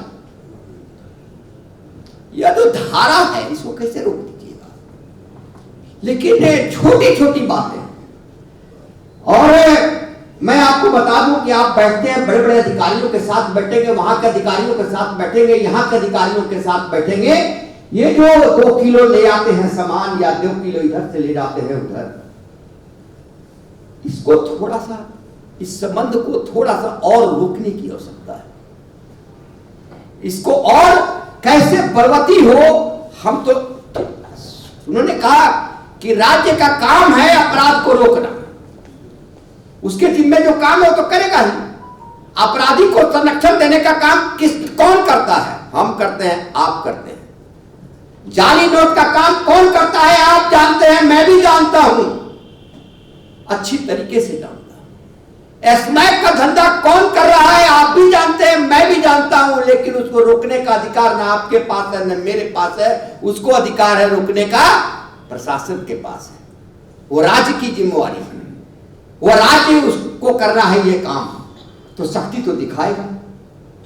आप जरा वो दिन याद कीजिए, मुझे अनिल जी पीछे बैठे हुए हैं, अनिल जी थे शायद उस दिन, जब आंदोलन चल रहा था नेपाल में, उसका परिणाम भुगत रहा, वीरगंज भी भुगत रहा, रक्सौल भी भुगत रहा। जब मधेसी आंदोलन चल रहा था और जब लगभग 3,000-4,000 गाड़ियों का काफिला लग गया, सुगौली छू रहा था, रक्सौल से लेकर सुगौली तक, और हम लोग कितने लोग बैठे थे आपको जानकर आश्चर्य होगा, 4-5 लोग बैठे, और वो हजारों हजार की संख्या में लोग इकट्ठा हो गए। तो ये एक बात तो है कि आज के सोच में सामूहिकता समाप्त हो गई है। हम आगे बढ़ रहे हैं कि नहीं, हम आगे चल रहे हैं कि नहीं, हमारा समाज किधर जा रहा है ये नहीं देखते हैं। लेकिन एक बात आप जान लीजिए, कि समाज अगर पिछड़ गया, समाज से राष्ट्र बनता है, अगर राष्ट्र पिछड़ गया तो आप भी पिछड़ जाएंगे। दुनिया की कोई ताकत नहीं है जो आपको थाम सके, यह स्पष्ट है। इसलिए आज जो दर्द चंद्रकिशोर जी ने दिखाया मेरे प्रवेश करते ही, और जो उन्होंने बयां की कि 4 इधर से गुजरते हैं, 4 उधर से गुजरते हैं, यह क्या हाल होने वाला है? क्या अमृतसर और लाहौर की स्थिति होने वाली है? यह क्यों हो रहा है? यह क्यों कुछ लोगों को लगता है कि बाढ़ लगा देंगे? हमारे 2 देशों के बीच में शादियां होती हैं, उन शादियों में कमी हुई है कि नहीं? दुल्हा और दुल्हन को उतर के जाना पड़ता है कि नहीं? दुल्हा और दुल्हन को उस पार से इधर पैदल आना पड़ता है कि नहीं? हम आपके यहाँ जो दहेज मिलता है वो उधर नहीं जा सकता है, उधर जो दहेज मिलता है वो इधर नहीं आ सकता है। ये क्या बात है? ये हमारे संबंध कोई आज के संबंध है क्या? ये तस्करी है क्या? तो ये इसको रोकने का काम कौन करेगा? हमारे अधिकारी करेंगे। इसलिए मैं आपका स्वागत करते हुए, आपने मेरे एक तरह से हमारे भारतवर्ष के आप यहां प्रतिनिधि हैं, और इसलिए मैंने कहा कि आप अन्य देशों में गए होंगे, उन देशों से भिन्न है यह देश, यह नेपाल भिन्न है। यह किस श्रेणी में रखा जाए? विश्व के अद्वितीय मित्र देशों में एक अद्वितीय जो संबंध है वो हमारा नेपाल के संबंध साथ है, और वह उसका परिलक्षित होना चाहिए वह संबंध इस बॉर्डर पर, भारत और रक्सौल के बॉर्डर पर। ठीक कह रहे हैं कि मैं 1 बजे रात में भी, मैं तो यहां रहता था, कुछ दिन रहा हूं, 1 बजे रात में उतरा और सीधे चल दिया। किसी ने नहीं पूछा कि कहां जा रहे हैं, किसी ने नहीं पूछा। एक बात, एक प्राध्यापक के पिताजी की मृत्यु की सूचना आई, हुआ कि कैसे जाएगा, कुहासा और ठंडक, और 11:30 पौने 12 हो रहा था। मैंने स्कूटर उठाया और सीधे आ गया मैं, और आकर के उनको सूचना दिया और मैं चला गया। ये जो संबंध है, ये संबंध है को कैसे आप तोड़ सकते हैं, कैसे आप ये कर सकते हैं? उनका ननिहाल है बेतिया में, चंद्रकिशोर जी का। वो एक तो बेतिया में, चंद्रकिशोर जी तो अकेला है, ऐसे यहां सैकड़ों है। किसका संबंध नहीं है?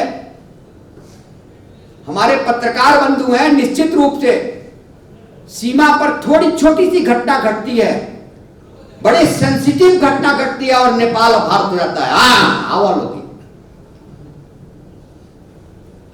हम लोग के पास लोग पहुंचते, हम लोग नहीं आते, कभी नहीं आते। प्रशासन देखेगी, इतना प्रशासन ये नहीं है। एक बार की बात है, आपको याद होगा कि वीरगंज से कूड़ा करकट नो मैंस लैंड में गिरता था, और हमारे सारे अधिकारी ने भारत से आते थे नाक पर रुमाल रख करके, ऐसे गाड़ी में, बंद गाड़ी में, एसी गाड़ी में आते थे, लेकिन किसी ने नहीं रोका। और दीपक भी बैठे हुए हैं पीछे, सुरेश जी बैठे हैं, मनीष जी तो खैर ये सब लोग बैठे हैं। सब लोगों को लेकर के सुबह में 6 बजे आ गया, जब 50 ट्रैक्टर से वहां गंदा गिराया जा रहा था। आज क्या है? गंदा बंद हो गया, बुलडोजर से मिट्टी भरवा करके उसको बराबर करके वहां प्लांटेशन किया गया है। यह काम दोनों के सहयोग से हुआ। यहां भी अशोक जी लगे और अन्य लोग लगे, और उनके सहयोग से यह काम हुआ। मैं तो अशोक जी को कैसे धन्यवाद दूं? मेरे पास शब्द का अभाव है। मैं साहित्यिक व्यक्ति नहीं हूं, मैं तो वनस्पति विज्ञान का विद्यार्थी हूं, और इसलिए मेरे पास शब्द कम पड़ रहे हैं कि कैसे उनको मैं धन्यवाद दूं, कैसे आभार व्यक्त करूं कि वीरगंज के साथ साथ रक्सौल का विकास हो। उसके लिए वो सतत प्रयासी नहीं रहते हैं, बल्कि भारत के प्रधानमंत्री से लेकर के सांसद से लेकर विधायक से लेकर राज्य स्तर पर, केंद्रीय स्तर पर, हर स्तर पर प्रयास करते रहते हैं। और मुझे कहने में गर्व का अनुभव हो रहा है कि उन्हीं के कथन का प्रयास है, अथक प्रयास है उनका, कि आज डॉक्टर संजय जायसवाल को लोकसभा में खड़ा होकर के कहना पड़ता है कि ये गाड़ी चाहिए मुझे नेपाल के लिए, एयरपोर्ट जल्दी से चालू कीजिए नेपाल के लिए। क्योंकि एयरपोर्ट जो चालू होगा वो नेपाल से लाभान्वित होगा। यहाँ से जो गाड़ियां अच्छी चलेंगी उसे हम लाभान्वित तो होंगे ही, उसके साथ साथ नेपाल मुख्य रूप से लाभान्वित होगा। इसलिए हम आपके लिए संघर्ष करते हैं, आप जब जाते हैं वहां पर तो कहते हैं कि बहुत गंदा है। अब आप कल्पना करिए कि जो शिक्षण संस्थान रक्सौल में है ना, बीरगंज में नहीं था, वहां के लोगों ने शिक्षण संस्थान ठाकुराम बहुमुखी कैंपस की आधारशिला रखी, उसमें रक्सौल का बहुत बड़ा योगदान था। शायद नए प्राध्यापक हैं, उनको जानकारी है या नहीं है, बहुत बड़ा योगदान है। वहां से लोग आगे पढ़ाते थे, जो पुराने होंगे वो जानते होंगे, प्रोफेसर ज्वाला प्रसाद श्रीवास्तव का नाम जानते होंगे, मोहन लाखे जी का नाम जानते होंगे, बहुत दिनों तक कैंपस चीफ रहे, प्रधानमंत्री के सलाहकार भी रहे। तो ऐसी घटनाएं, लेकिन अब रक्सौल में शिक्षण संस्थान की क्या स्थिति है? बीरगंज कहां चला गया, हम कहां चले गए? तो ये बिल्कुल रूप से सतत प्रयास की आवश्यकता है, और हम और आप सतत बैठे। और मैं आप सबों से आग्रह करूंगा कि नेपाल सहयोग मंच, आपने सुना होगा कि जब पुल बन रहा था, राम जब लंका जाने के लिए पुल बना रहे थे, तो बड़े बड़े पत्थर डाले जा रहे थे, और एक गिलहरी थी, छोटी सी गिलहरी, वहां पूंछ आकर के रगड़ती थी बालू में, और ले आकर के ऐसे ऐसे हिला देती थी। लेकिन आज उन बड़े बड़े पत्थरों को डालने वाले को कोई याद नहीं करता, लेकिन उस गिलहरी की चर्चा बराबर होती है। तो हम आप एक छोटे से प्रयास से, अब आप सोचेंगे कि मैं तो पटना रहता हूं, निश्चित रहता हूं। अब मेरे थोड़ी कमीशन के मेंबर होने के कारण थोड़ी आवाज मेरी बंद हो गई है। मेरे जितना मैं करता था उतना नहीं कर पाता, लाचारी है, संवैधानिक पद है, इस कारण से मैं कुछ कर नहीं पाता। लेकिन मेरी आत्मा तो यही निवास करती है। मैं सीतामढ़ी में था तो भी नेपाल का विकास कैसे हो, वहां के डॉक्टर जो नेपाल के बॉर्डर पर रहने वाले थे, उनके साथ मैं बैठता था, उनसे बातचीत करता था, उनसे चर्चा करता था कि नेपाल का कैसे हो। इसलिए कि यह दो राष्ट्रों का जो संबंध है वह राजनीतिक संबंध नहीं है, सिर्फ प्रशासन के आधार पर नहीं है। सरकारी अधिकारी इस संबंध को नहीं चला सकते हैं। इस संबंध को चलाने का काम आपको और हमको करना है। इसलिए आपके अंदर अपने आने वाली पीढ़ी को तैयार करना होगा, इसलिए कि भारत की आवश्यकता नेपाल को है और नेपाल को आवश्यकता भारत की है। नेपाल विकसित होगा तो भारत विकसित होगा, भारत विकसित होगा तो नेपाल विकसित होगा। यह बात ये जब तक आपके मन में ये बात नहीं होगी तब तक हम विकास नहीं कर सकते हैं। हमारा रक्सौल बहुत तेजी से विकास नहीं करने वाला, ये आपको मैं बता देता हूं, ये मैं बता देता हूं। इसलिए कि कहा कि जब हमारे लोगों के अंदर ये भावना होगी कि हम क्यों विकास करें, हम तो बहुत छोटे हैं, हमारा छोटा सा है, हम क्यों विकास करें। लेकिन मैं आप सबों को बहुत बहुत आभार व्यक्त करता हूं। मैं अशोक जी का बहुत बहुत आभार व्यक्त करता हूं कि जब वो कार्यक्रम कर रहे थे नेपाल के बॉर्डर पर, जब दोनों देश के सांसद, आपके साथ उप सभापति आए थे लोकसभा के नेपाल के, और जब कर रहे थे और रक्षाबंधन उत्सव हो रहा था, अजूबा दृश्य था। इतने वर्षों बाद नेपाल में सैकड़ों भाई बहन यहां रहते हैं, सैकड़ों भाई बहन नेपाल रहते हैं, लोग जाकर के राखी बंधवा करके चला आता है। लेकिन सामूहिकता का दृश्य, जो अद्भुत दृश्य था, वह जो देखने को मिला सरिस्वा नदी के तट पर और शंकराचार्य गेट पर, वो अद्भुत नजारा था। जिसने भी उस दृश्य को देखा वह बार बार उसकी चर्चा की। ये बहुत बड़ी बात है। तो उनके मन के अंदर ये बातें आती रहती हैं, और अगर हम लोग सुस्त हो जाते हैं तो तुरंत फोन करके उठाते रहते हैं। उनको क्या मतलब है, उनके तो व्यापार है, चलते रहते हैं। नेपाल में एक प्रतिष्ठा है, नेपाल में एक इज्जत है, वहां के रक्सौल के विकास से इनको क्या मतलब है। लेकिन मैं उनका आभारी हूं, हम उनको इनके ऋणी हूं मैं, और रक्सौल वासी उनका ऋणी है। ये जो हमारा रक्सौल का बैठा है, 5-7 लोग बैठे, हमारे पत्रकार बैठे हैं, सभी रक्सौल के विकास के लिए सतत प्रयास रत रहते हैं, हमेशा सदैव। इसीलिए मैं आपसे आपका अभिनंदन करता हूं, इसलिए अभिनंदन कर रहा हूं कि आप हमारे प्रतिनिधि हैं, आप भारत को दिखाने आए हैं, भारत को समझाने आए हैं, भारत नेपाल की समस्या को आप दूर करने आए हैं, भारत उन्मुख होकर और भारत के लिए तैयार करने आए हैं। इसलिए कि हमारे जो संबंध हैं उन संबंधों को तोड़ने का प्रयास बहुत ढंग से, बहुत निचले तबके से, बहुत गहरे रूप में, सूक्ष्म रूप से चल रहा है। उस संबंध को सार्थक करने में आपकी महत्वपूर्ण भूमिका होगी। आपको जहां आवश्यकता लगेगा कि अगर रक्सौल वासियों की आवश्यकता है, हम सभी आकर के आपको मदद करेंगे। और अशोक जी का तो, अशोक जी के साथ तो मेरा संबंध, माधवलाल जी बैठे हैं, मैंने कहा ना कि हमारे तो अभिभावक थे, वो मर गए। जिस दिन मरे मुझे लगा कि मेरा दाहिना हाथ चला गया, इसलिए कि वो जो संबंध था वो जिस प्रकार से, मैं 11 बजे रात में भी आया हूँ रक्सौल से, कहा हूँ कि मोहन जी मुझे ये काम करवाना है, तो कहीं क्या दिक्कत है, हमने कि पैसा नहीं है, कहा कि चल मैं चलता हूँ। और 2 लोगों के पास गए, 4 लोगों के पास गए, पैसे की व्यवस्था हो गई। और मोटरसाइकिल उस उम्र में भी चला करके मुझे पीछे बैठा करके जाते थे, कहते कि अपना स्कूटर आप लगा दीजिए। कहां मिलेगा ये, कहां देखने को मिलेगा? नथमल जी आते थे, मैं इनके पिताजी आते थे, कहते थे कि देखिए अनिल जी, मैंने आपके लिए ये किताबें रखी हैं, इन किताबों को ले जाइए। भारत नेपाल संबंध पर एक स्मारिका प्रकाशित मैंने किया और उसमें आए थे जयंत सरस्वती जी आए थे, शंकराचार्य जी आए थे। और उस स्मारिका में, वह स्मारिका का संचालन भी इसलिए हो पाया कि मोहनलाल जी और नथमल जी उसमें लगे थे। तो मैं बहुत बहुत आभार व्यक्त करता हूँ। जय नेपाल, जय भारत, जय रक्सौल, जय वीरगंज। हमारे संबंध अटूट रहें, हम इसी तरह बैठते रहें, और बैठने से ही मुझे लगता है कि कई समस्याओं का समाधान हम कर पाएंगे। आप भी अपने जो राजनीतिक नेता हैं उनको भी समझाएं, और हमारे यहाँ भी जो राजनीतिक नेता हैं हम उनको भी समझाएं, तब जाकर के दोनों नगरों का विकास होगा और हमारा संबंध जो है वह प्रगाढ़ हो पाएगा। धन्यवाद। धन्यवाद प्रोफेसर साहब। भनिन्छ ज्ञान बाँड्नु तर धन मान्छेले बाँड्दैन।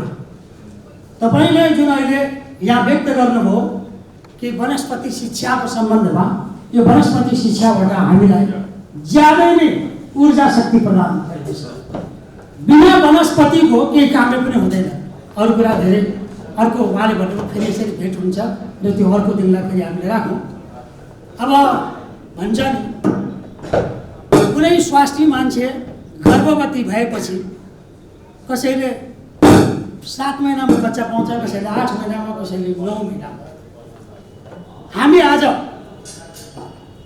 प्रमुख अतिथिज्यूको मुखारबिन्दुबाट यो कार्यक्रमलाई ऊर्जा शक्ति प्रदान गर्नका लागि सबैजना आतुर भएर बसिरहेको। मैले किन बच्चा जन्मिने 5 साल, किन उहाँलाई थाहा छैन कि कति बेरमा यो कार्यक्रम को अन्तमा मेरो समय आउँछ भनेर। तर अहिले हामीले समय निर्धारण गरिसक्यो। अब उहाँकै पालो आइराखेको छ र नेपाल भारतको सम्बन्धमा र आजको विषयवस्तुलाई विशेष रूपमा जोड दिइकन यो चाहिँ एउटा आफ्नो मन्तव्य राखिदिनु हुनको लागि महिम देवी शाहज्यूलाई अनुरोध गर्दछु।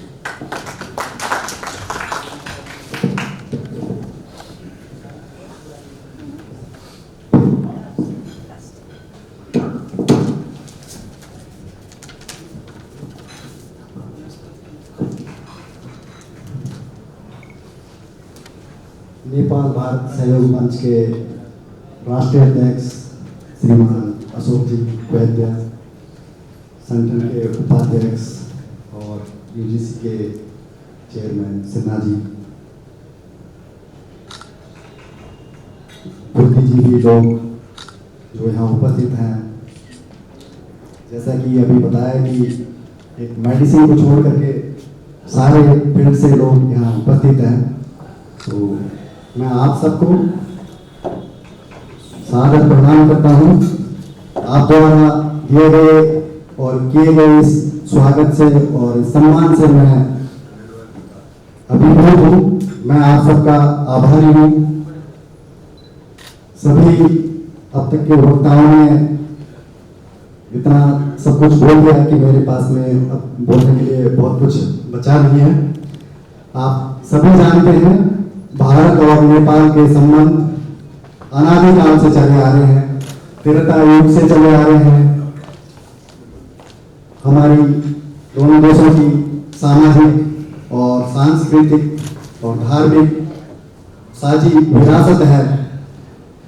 पीपल टू पीपल कांटेक्ट एक स्तंभ है दोनों देशों के बीच में संबंध का। भारत नेपाल सहयोग मंच और दूसरे इसी तरीके के संगठन दोनों देशों के बीच में संबंधों को प्रगाढ़ करने के लिए एक स्तंभ का काम करते हैं। इन संगठनों के अलावा जनसाधारण और दोनों सीमाओं के दोनों तरफ रहने वाले आम नागरिक का भी भारत नेपाल संबंधों में महत्वपूर्ण योगदान है। मैं आशा करता हूं कि सभी लोग, सभी संगठन, पत्रकार, राजनीति के क्षेत्र से आए प्रतिनिधि लोग, बुद्धिजीवी, साहित्यकार, जितने भी क्षेत्र हैं, हम सब मिलकर के भारत नेपाल संबंधों को और प्रगाढ़ कैसे किया जाए इस पर निरंतर कार्य करते रहेंगे। मैं विश्वास दिलाना चाहता हूं कि भारत के महावाणी के दूतावास बिलियंस की ओर से भारत नेपाल के संबंधों को और मजबूती और प्रगाढ़ता किस तरीके से प्रदान की जाए उसके लिए निरंतर आप सबके सहयोग से कार्य करते रहेंगे। और जो भी कोई छोटी मोटी समस्याएं आती हैं और मेरे ख्याल से आती रहती हैं, उनको सुलझाने के लिए हर संभव प्रयास किया जाएगा। जो भी समस्याएं हैं उनको उचित प्लेटफॉर्म पर उठाया जाएगा और समाधान ढूंढने का हर संभव प्रयास किया जाएगा। ऐसा आश्वासन मैं आपको इस मंच से दे सकता हूं और देता हूं। लेकिन आपको और मुझको या भारतीय वाणिज्य दूतावास और या दोनों तरफ की सरकारें हैं, सबको मिलकर के इन संबंधों को किस तरीके से मजबूती प्रदान की जाए इसके लिए निरंतर कार्य करना होगा। आप सब, मुझे आशा है कि इसके लिए निरंतर कार्य करते रहेंगे। इसी के साथ मैं अपनी वाणी को विराम देता हूँ। धन्यवाद। धन्यवाद आजका प्रमुख अतिथिज्यू। उहाँले एउटा शब्द पहिले भन्नुभयो कि मेडिसिनको चाहिँ यसमा छैन, त्यो पनि आउने प्रयास गर्छ नि। तर हामीले पिएचडी गरेको प्रोफेसर, डक्टर र तपाईँको मधेस विश्वविद्यालयका भाइस चान्सलर चाहिँ डाक्टर दीपक सार्कीजी चाहिँ हुनुहुन्छ। र अहिले जो मान्छेले काम गर्छ नि त्यो व्यक्तिले धेरै गर्दैन।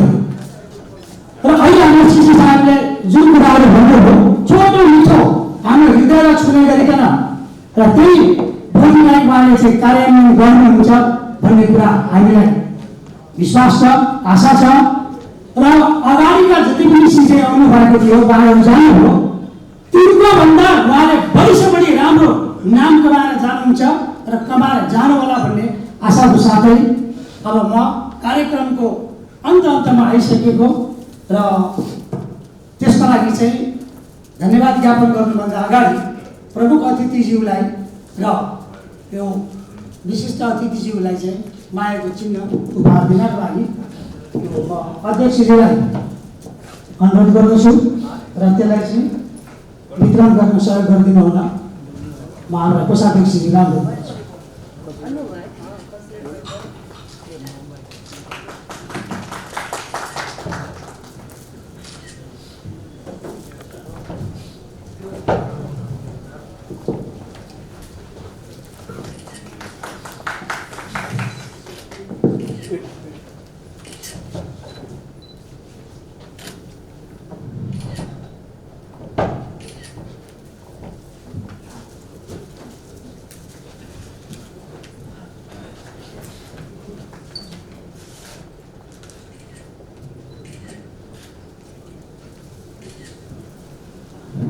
र अब आजको यो कार्यक्रम सञ्चालक हैसियतबाट म यहाँ सबैसँग बिदा हुन्छु र यो भाइ उपाध्यक्ष केडियाजीलाई दिँदै यो चाहिँ उहाँलाई चाहिँ धन्यवाद ज्ञापन गरिदिनु भनेर अनुरोध गर्छु।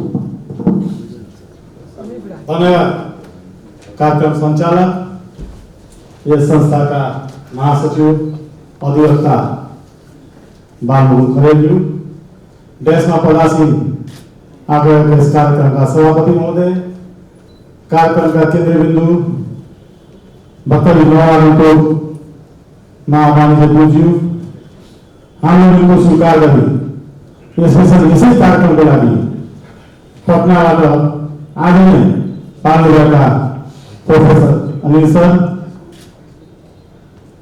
देशमा प्रवासी मित्र मणिजी, यहाँ उपस्थित सम्पूर्ण मेरा सम्माननीय अभिभावक साथीभाइ तथा सञ्चारकर्मी बन्धुहरूमा म यहाँ हार्दिक अभिवादन गर्न चाहन्छु।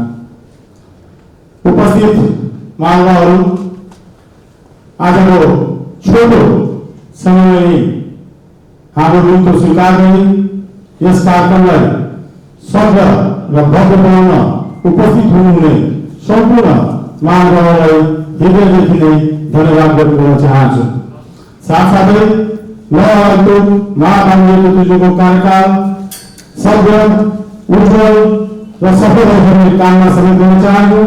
महावाणिज्य ज्यू यहाँ अन्त कुनै ठाउँमा जानु हो भने विक्रमको नाम उहाँको मानस भवनमा रहिरहोस् भन्ने कामनाका साथै अध्यक्षको आज्ञाबाट आजको यस कार्यक्रम यही समापन भएको जानकारीका साथै उपस्थित सम्पूर्णलाई स्वल्प हातको लागि हार्दिक अभिनन्दन गर्न चाहन्छु। धन्यवाद।